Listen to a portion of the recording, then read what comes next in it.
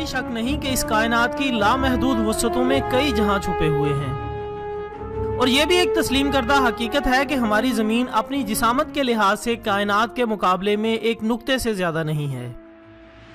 اور شاید ہی کوئی بودا دماغ اس سچائی سے انکار کر سکے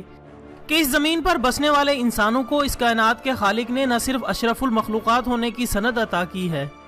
بلکہ اس کو عقل سلیم سے نوازتے ہوئے تسخیر کائنات کی دعوت بھی دی ہے۔ ارشاد باری تعالیٰ ہے، بے شک آسمانوں اور زمین کے پیدا کرنے میں اور رات اور دن کے بدلنے میں اور جہازوں میں جو دریا میں لوگوں کو نفع دینے والی چیزیں لے کر چلتے ہیں، اور اس پانی میں جسے اللہ نے آسمان سے نازل کیا، پھر اس سے مردہ زمین کو زندہ کرتا ہے، اور اس میں ہر قسم کے چلنے والے جانور پھیلاتا ہے، اور ہواؤں کے بدلنے میں اور بادل میں جو آسمان اور زمین کے درمیان حکم کا تابع ہے، ان سب میں عقل مندوں کے لیے نشانیاں ہیں۔ دوستو، یہ ایک الگ بحث ہے کہ انسان نے اپنی اس قوت تسخیر کو کہاں تک مثبت یا منفی استعمال کیا، لیکن آج کے جدید سائنسی دور کی ایک جھلک دیکھ کر ہم اندازہ لگا سکتے ہیں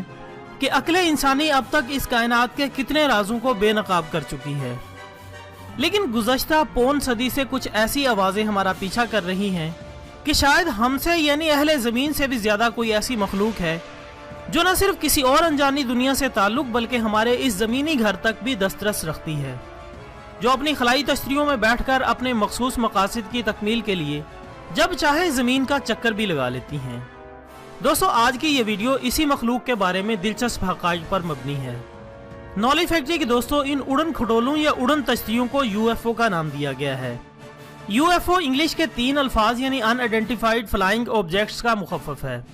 جس کے معنی ایسی اڑن تشتریاں ہیں جن کی ہم کوئی پہچان نہیں رکھتے، اور ان کے بارے میں اگر ہم تاریخ کے پنوں کو ٹٹولیں تو ہمیں یہ پتہ چلتا ہے کہ پہلی دفعہ 240 قبل مسیح میں ایسی اڑن تشتری چائنا میں دیکھی گئی تھی، جبکہ یہ بھی کہا جاتا ہے کہ یہ واقعہ سب سے پہلے 467 قبل مسیح میں پیش آیا۔ اسی طرح 14 اپریل 1561 کو نیومبرگ کے رہائشیوں نے یہ دعویٰ کیا کہ انہوں نے آسمان کی وسعتوں میں ایک تکون نما اڑن تشتری دیکھی جسے آسانی کے ساتھ عام آنکھ سے دیکھا جا سکتا تھا۔ اس کے علاوہ اپریل 1897 میں ایک دفعہ پھر ہزاروں لوگوں نے یہ گواہی دی کہ انہوں نے امریکہ کے مختلف علاقوں میں اڑن تشتری کا نظارہ کیا ہے، جس کی رفتار حیرت انگیز طور پر تیز تھی۔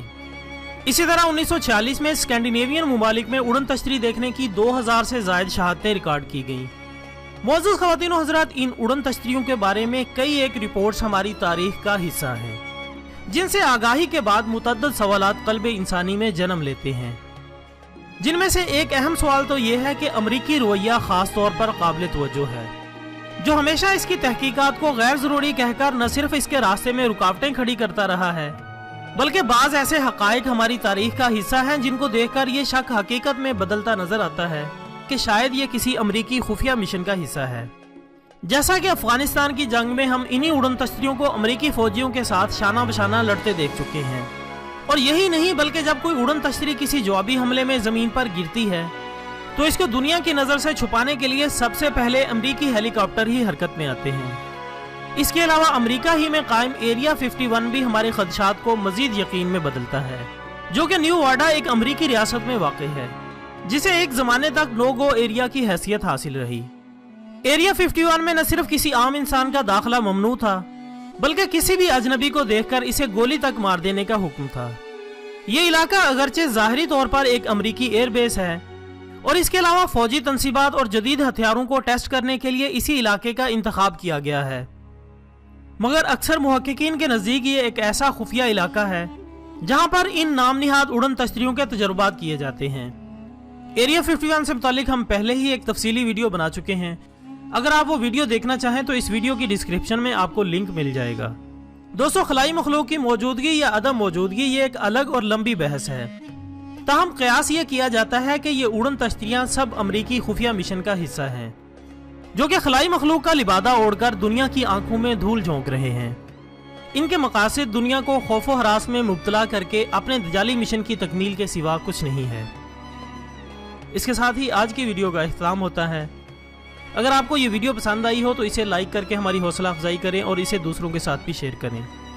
ہم کل انشاءاللہ دوبارہ حاضر ہوں گے، تب تک کے لیے اجازت دیجیے گا۔ اپنا دوستوں، رشتہ داروں اور گرد و نواح کے تمام لوگوں کا بہت خیال رکھیے گا۔ اللہ حافظ۔